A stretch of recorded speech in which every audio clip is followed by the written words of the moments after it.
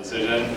I wanted to talk about something that has been in my mind for a long time bothering me and unsettling me, and that I hope your generation and future generations will have much better answers and responses to than my generation, which is this reality and this problem of religious extremism, which has, in the words of an Arab commentator, not hijacked our religion, but hijacked our grievances. And in order to explain what I mean by that, and they gave me 30 minutes to talk about ISIS, so great, you know, we'll just solve all our problems and move on. I want to share two anecdotes I heard when in Bosnia about 4 years ago, and they relate to the larger theme of what I want to talk about. The first is, I met a gentleman who said that after the war, wealthy Muslims from certain countries began arriving under the pretext of taking second or third or fourth wives with the argument that they were fulfilling a religious command of polygamy in times of need, that they would support these women who had been widowed, who lost family members and social support, but instead were essentially preying on a population that had just gone through genocide. So they were using a religious ideal in order to exploit a people. And the second is the simple fact that that conflict happened. And I'm sure a lot of us, you know, we've talked a lot about Syria and Palestine. You know, a lot of us, when we grew up, it seems tragically that just like every generation has a sports team they like, or a politician they identify with, or a musician who captures their era, someone like Prince or something like that, we in the Muslim community seem to have tragedies that define different generations or different periods of time. And for me, Bosnia and Kosovo were two of those, in the way that perhaps Syria is for many people now, a formative experience and a very troubling experience. And what was shocking about Bosnia, in many ways similar to what you see in other places, is that you had a small nation facing horrific violence, the classic definition of Islamophobia, and despite there being 1.5 billion Muslims in the world, literally nothing could be done to help them. And it is that combination of large numbers and extreme global impotence that defines the predicament of modern Islam and explains why we have extremism.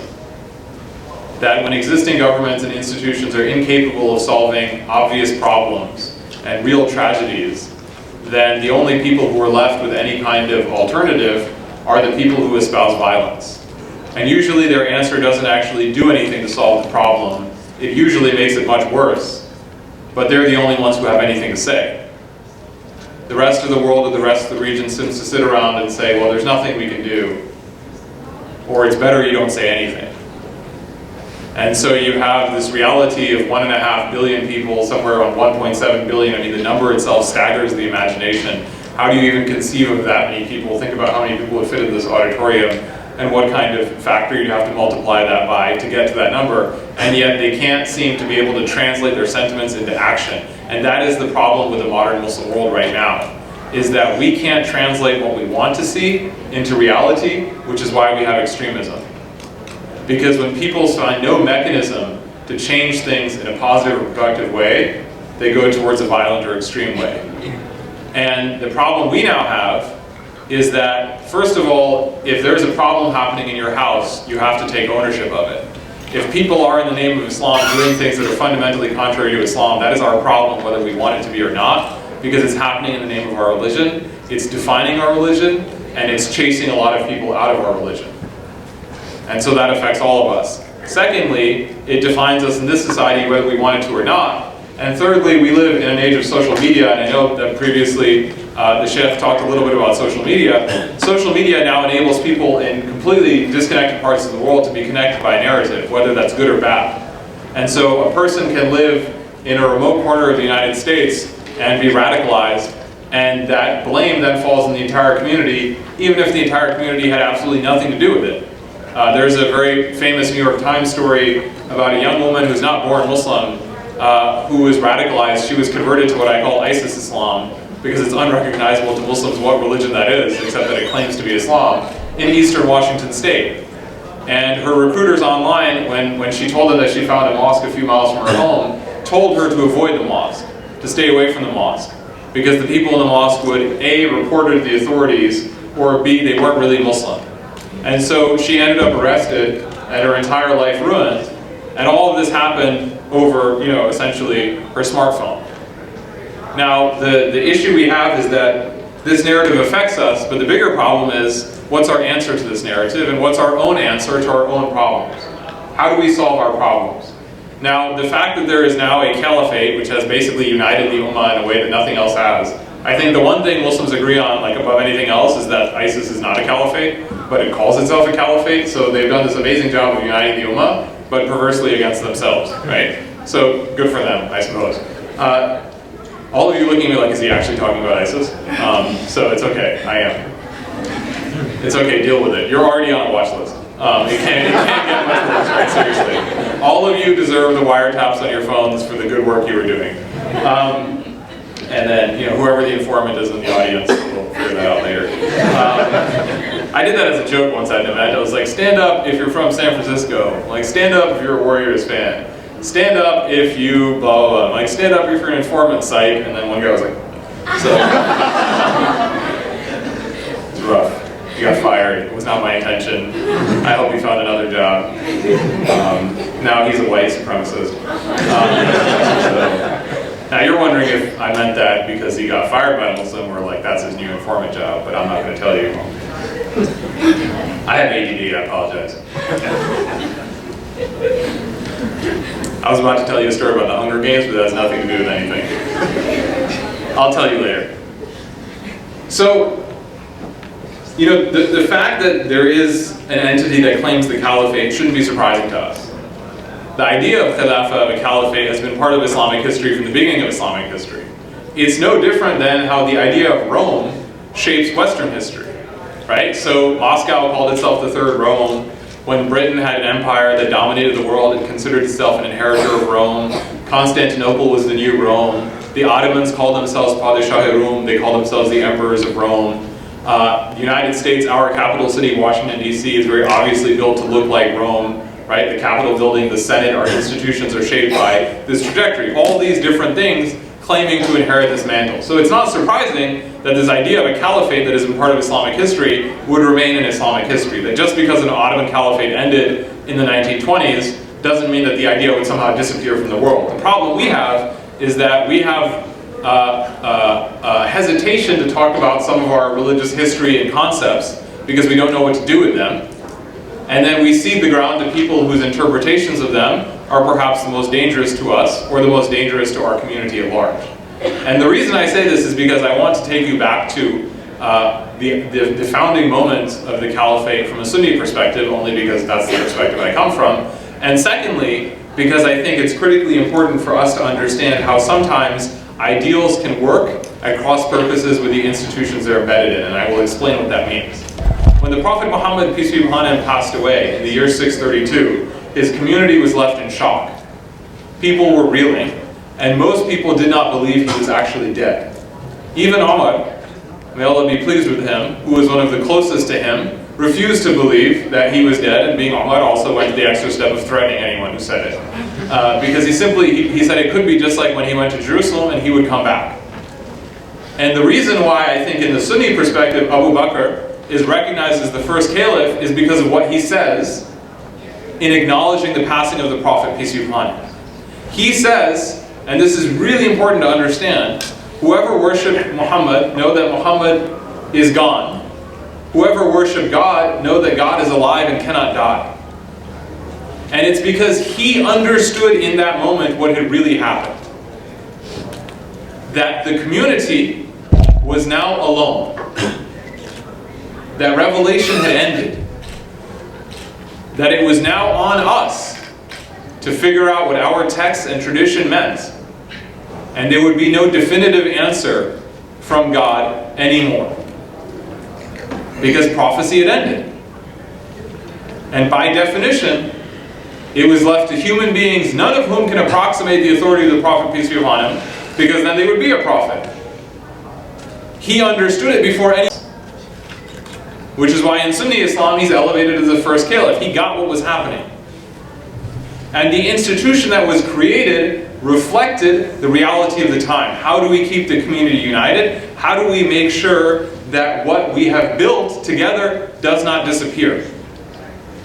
Now, the reality we face today is of an ummah far larger and far more diverse, with incredible internal differences. Something like 3 out of 10 Muslims in the world, maybe 4 out of 10, live as minorities. That's historically unprecedented.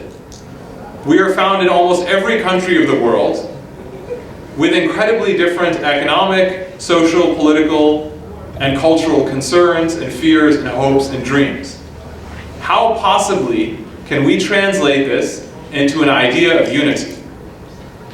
In fact, in the Muslim world recently, people have created a political definition of Islam, which has largely accomplished civil conflict within Muslim countries and sparked a mass defection away from Islam in the Muslim world, which most Muslims don't want to talk about. There are rising numbers of converts to Christianity in the Muslim world, and there are a rising number of atheists in the Muslim world. Why? One is because of political religion, and two is because of religious violence. And you think this is surprising, the Prophet, peace be upon him, said that there would be a time that would come when you would follow in the path of the people who came before you, even if it led you into disaster. And this is the same thing that happened in Europe. The attempt to force religion into politics in the 15th, 16th, and 17th century ended with mass cultural secularization. And the exact same thing is happening in the Muslim world. More importantly, how do we translate our ability in resources and numbers into actually being able to help people? There are more refugees now in the world than at any time since World War II, and the world population, of course, has increased tremendously, but there's no world war. And the overwhelming majority of these refugees are Muslims. There are 57 Muslim majority countries. They have huge amounts of wealth, and yet most of them are unable to do anything for their own citizens, let alone for other Muslims who are suffering. So what do? When I say that institutions and ideals can work across purposes, this is what I mean. If you go to the gym 2 or 3 or 4 times a week and you have a workout plan, your objective is not to go to the gym.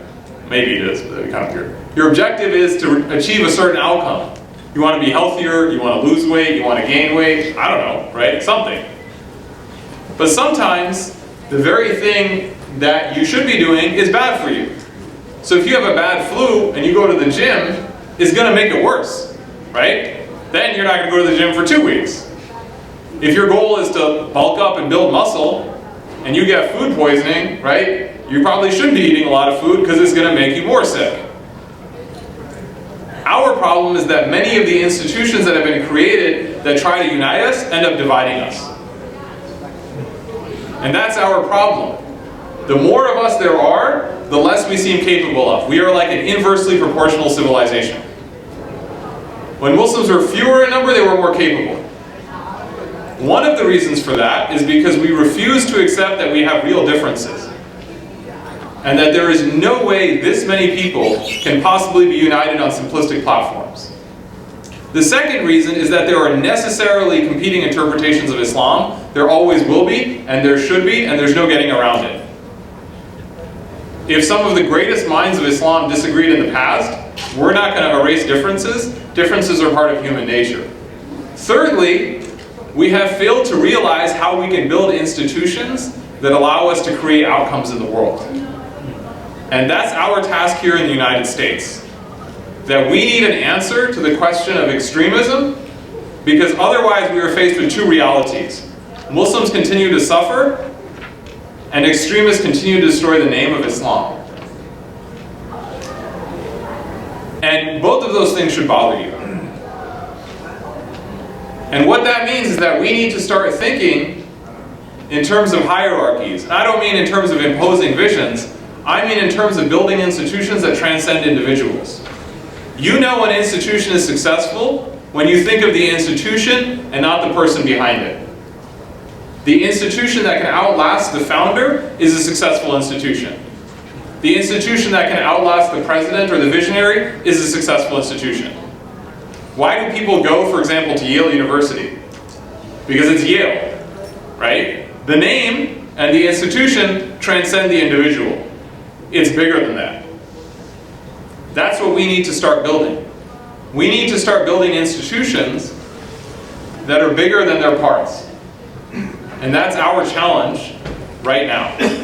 And so what I would put to you is that I would like to see, coming out of MSAs and student groups and colleges, a vision for where you would like your community to be in 5 years, and 10 years, and 20 years. What you believe you deserve as a community, what you need as a community, and how much money you need to get there. Because at a certain point, your numbers will exceed your capacity as students. And then what happens? How do you bring together all the different Muslim communities of the Northwest? What would you bring them together on? Who are your allies? Who are your partners? Who are the people who are working against you? And what would you like to see as an outcome? Where do you think Islam in the Seattle area can be in a decade or 2 decades? And anything that doesn't get you there should be left aside. That's the challenge. The project we have as an ummah is generational. It's going to take a long time to get there because it took a long time to get to where we are now. It took a long time and a lot of mistakes to get to a point where the people who speak most loudly in the name of the religion are doing the most harm to the religion and who practice a complete perversion of the religion. And I fully understand that there are complicated foreign policy causes and consequences, but I said this in the beginning and I'll say it again, it doesn't matter. To assume that everyone needs to work in your benefit is naive in the extreme. There will always be people trying to take advantage of you and your community. And a smart community accepts that there are challenges, it has limited resources, and it takes on no more than it can handle. And if you do that, you will see remarkable transformations. There is no reason why the resources of the American Muslim community cannot be used to change outcomes in other parts of the world. There is no reason why. If you put together the economic resources of the American Muslim community, we are in the top 10 wealthiest Muslim nations in the world, which is insane, because that includes major oil producers. 5 or 6 million American Muslims have more wealth than the overwhelming majority of Muslim majority countries. Our problem has never been lack of money, it's never been lack of resources, it is an absence of vision, and it is an absence of institutions. And what I'll end with is the great flaw in every institution is the refusal to see beyond the initial plan and the initial people present in it. The way you know you have succeeded is when you have created or mentored or nurtured people who are not only able to succeed you, but go beyond you. And the great problem in the Muslim world, the great curse of the Muslim world, is that whoever enters in a position of power begins to feel himself, and usually always himself, right? That's the reality we also have to accept and confront, that they are more important than their society, and that everything has to go through them, and that they would rather see the world burn than to give up an inch of their power. That is our great problem. We have no mechanism for the transfer of power, for distribution of power, and for sharing power. And we do not teach a culture of dealing with difference. Until and unless we do that, we're not going anywhere, and we're going to see more of these problems. And the reason I chose this topic is because I refuse to accept that where we are now as an ummah is where we are meant to be, or where we could be. And I know from our history that we are capable of far greater things. I know from the kinds of people I meet that we are intended for and will accomplish great things. It's just a matter of getting there. Thank you very much. Wassalamu alaikum.